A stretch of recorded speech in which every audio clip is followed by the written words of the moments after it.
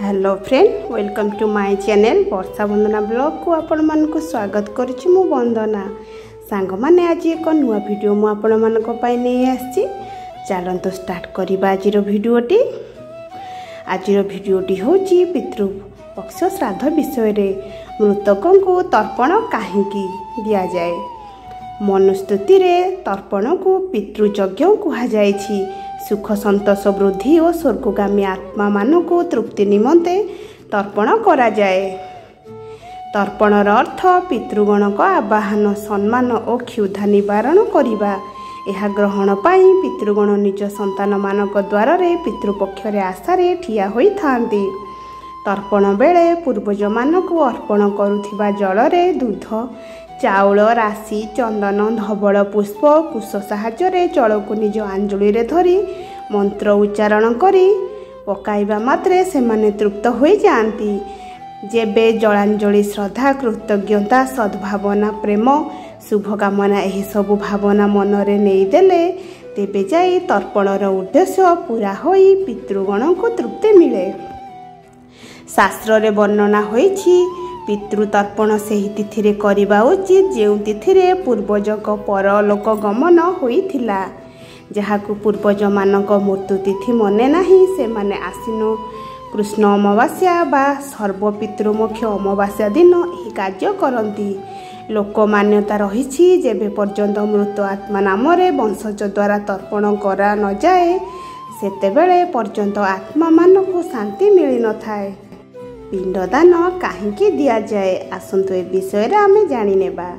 हिंदू धर्म रे पिंडदानर परंपरा वेद कालरू प्रचलित अछि। मरिबा परे पिंडदान करा जाए। 10 दिन पर्यंत दिया जाइछिबा पिंड रे शरीर तैयारी हुए। क्षुधार जन्म हेबा क्षणी 11 और 12 दिन सूक्ष्मजीव श्राद्ध भोजन करे। एपरी मान्यता रही जे त्रयोदश दिन जमदूत आदेश अनुसार जमलोक चली जाए।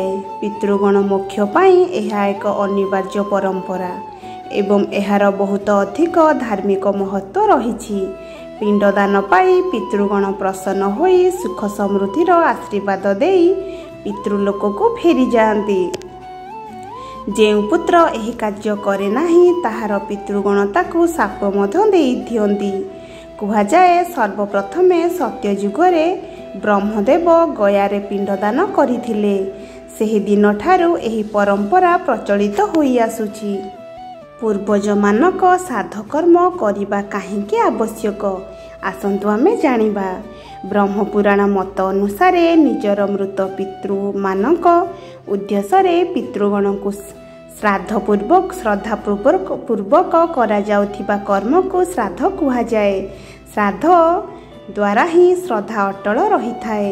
कृतज्ञता भावना प्रकट करिबा पई करा जाउथिबा श्राद्ध समस्त प्राणी भितरे शांति सद्भावना आनी दिए। एही सद्भाव जीवित मृत व्यक्ति को तृप्त करि थाए। श्राद्ध द्वारा मृतात्मा को शांति सद्गति मोक्ष मिलिबा पछरे एही तथ्य रहिछि। एहा छड़ा श्राद्धकर्ता को मध्य विशिष्ट फल प्राप्ति हुए।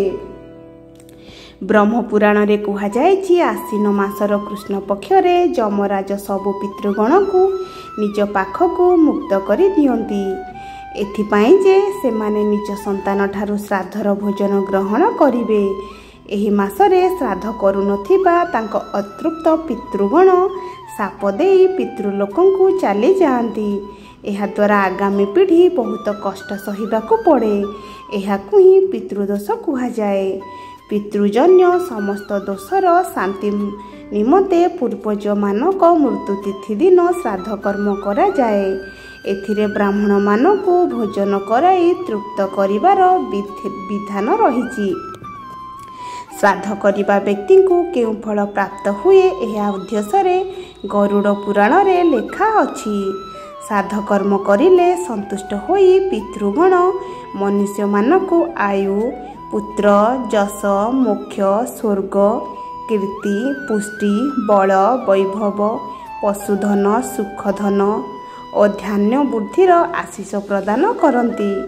ଯମ ସ୍ମୃତିରେ ଲେଖା ଅଛି ବାପା ଜେଜେବାପା ଓ ତାଙ୍କ ବାପା ଏହି 3 ଜଣ ଶ୍ରାଦ୍ଧର ଆଶା ରଖିଥାନ୍ତି। ଯେପରି ବୃକ୍ଷ ଉପରେ ଉଡ଼ୁଥିବା ପକ୍ଷୀ ବୃକ୍ଷରେ ହେଉଥିବା ଫଳର ଆଶା ରଖିଥାନ୍ତି, ସେପରି ସେମାନେ ଆଶା ରଖିଥାନ୍ତି ଯେ ଆମ ସନ୍ତାନ ମହୁ କ୍ଷୀର କ୍ଷୀରିରେ ଆମର ଶ୍ରାଦ୍ଧ କରିବେ। ଦେବତାମାନଙ୍କୁ ଯେଉଁ ହବ୍ୟ ଓ ପିତୃଗଣଙ୍କୁ ଯେଉଁ କବ୍ୟ ଦିଆଯାଏ, ଏହି 2 ଦେବତା ଓ ପିତୃଗଣ କିପରି ପ୍ରାପ୍ତ କରନ୍ତି ତାହା ଯମରାଜ ନିଜ ସ୍ମୃତିରେ ଲେଖିଛନ୍ତି। ମନ୍ତ୍ରବେତା ବ୍ରାହ୍ମଣ ଶ୍ରାଦ୍ଧ ବେଳେ ଦିଆଯାଇଥିବା ଅନ୍ନକୁ ଯେତେ ଗୁଣ୍ଡା ନିଜ ପେଟ ଭିତରେ ପକାଏ, ସେହି ଗୁଣ୍ଡା ଗୁଡ଼ିକୁ ଶ୍ରାଦ୍ଧକର୍ତ୍ତାଙ୍କ ପିତା ବ୍ରାହ୍ମଣ ଶରୀରରେ ସ୍ଥିତ ହୋଇ ଗ୍ରହଣ କରେ। ମୃତକ ଆୟୁରେ ଶ୍ରାଦ୍ଧକର୍ତ୍ତା ଠାରୁ ବଡ଼ ହେଉ ବା ସାନ, ତାଙ୍କୁ ପିତୃଗଣ ହିଁ କୁହାଯାଏ। ବ୍ରାହ୍ମଣମାନଙ୍କୁ ପୃଥିବୀର ଦେବ ଭୂଦେବ କୁହାଯାଏ। ଅତଃ ବ୍ରାହ୍ମଣର ଜଟରାଗ୍ନିକୁ ଯଜ୍ଞଗ୍ନି କୁହାଯାଏ। ଯେଉଁପରି ଯଜ୍ଞକୁଣ୍ଡରେ ଆହୁତି ପକାଇଲେ ଦେବତା ପ୍ରାପ୍ତ କରନ୍ତି, ଠିକ୍ ସେହିପରି ବ୍ରାହ୍ମଣ ଜଟରାଗ୍ନି ଦ୍ୱାରା ପିତୃଗଣ ଶ୍ରାଦ୍ଧ ପ୍ରାପ୍ତ କରନ୍ତି। ତେଣୁ ସେହିଦିନ ବ୍ରାହ୍ମଣକୁ ଭୋଜନ କରାଇ ଦକ୍ଷିଣା ଦେଇ ସନ୍ତୁଷ୍ଟ କରାଇବାର ବିଧାନ ରହିଛି। ପିତୃଗଣ ଯେଉଁ ଯୋନିରେ ରହିଥାନ୍ତୁ, ସେହି ଶ୍ରାଦ୍ଧ ସେମାନଙ୍କୁ ନିଶ୍ଚୟ ପ୍ରାପ୍ତ ହୁଏ। ଉଦାହରଣ ସ୍ୱରୂପ ପିତୃ ପଶୁ ରୂପରେ ଥିଲେ ସେହି କବ୍ୟ ଘାସ ରୂପରେ ସେମାନଙ୍କୁ ମିଳେ। ଯଦି ପକ୍ଷୀ ରୂପରେ ଥିବେ ତେବେ ଫଳ ଫୁଲ ରୂପରେ ସେମାନଙ୍କୁ ମିଳେ। ତେଣୁ ପ୍ରତ୍ୟେକ ମନୁଷ୍ୟ ନିଜ ପିତୃଗଣଙ୍କୁ ପିଣ୍ଡଦାନ ଦେବା ନିତ୍ୟନ୍ତ ଜରୁରୀ। ଏହିସବୁ ନକ୍ଷତ୍ରମାନଙ୍କରେ ଶ୍ରାଦ୍ଧ କଲେ ଉପରୋକ୍ତ ଫଳ ପ୍ରାପ୍ତ ହୋଇଥାଏ। କିନ୍ତୁ ମେଘା ନକ୍ଷତ୍ରରେ ମଧୁ ମିଶ୍ରିତ କ୍ଷୀର ଅର୍ପଣ କରିବା ପିତୃପୁରୁଷଙ୍କ ଅହଭାଗ୍ୟ ଅଟେ। ଏଥିରେ ପିତୃପୁରୁଷଙ୍କ ଆଶା ନିଜ କୁଳର ସନ୍ତାନମାନଙ୍କ ଉପରେ ରହିଥାଏ। ଏହି ସମୟ ଭିତରେ ମଧ୍ୟ ଯଦି କେହି କରିପାରିବେ ନାହିଁ, ତେବେ ସୂର୍ଯ୍ୟ ବିଛା ରାଶିରେ ଥିବା ସମୟରେ ମଧ୍ୟ କରିପାରିବେ।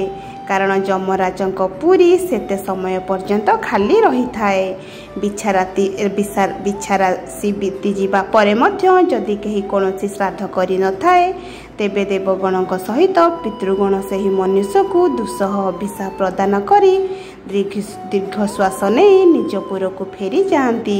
ପୁଷ୍କର ଆଦି ତୀର୍ଥ, ପବିତ୍ର ମନ୍ଦିର, ପର୍ବତ ଶିଖର, ପାବନ ପ୍ରଦେଶ, ପୁଣ୍ୟ ସଳିଳା, ନଦୀ ନଦ, ସରୋବର, ସଙ୍ଗମ, ସମୁଦ୍ର ତଟ, ଲିପାପୋଛା ହୋଇଥିବା ସୁଗୃହ, ଦିବ୍ୟ ବୃକ୍ଷ ମୂଳରେ ଯଜ୍ଞକୁଣ୍ଡ, ଏହି ସବୁ ସ୍ଥାନ ଶ୍ରାଦ୍ଧ ନିମନ୍ତେ ଉତ୍ତମ ସ୍ଥାନ ଅଟେ। ଓମ୍ ନମୋ ଭଗବତେ ବାସୁଦେବାୟ। ବନ୍ଧୁଗଣ, ଆଜିର ଭିଡ଼ିଓଟି ଆପଣମାନଙ୍କୁ କେମିତି ଲାଗିଲା ମୋତେ କମେଣ୍ଟ ମାଧ୍ୟମରେ ନିଶ୍ଚିନ୍ତ ଜଣାଇବେ। ରହୁଛି। ଜୟ ମା ମଙ୍ଗଳା, ଜୟ ଜଗନ୍ନାଥ।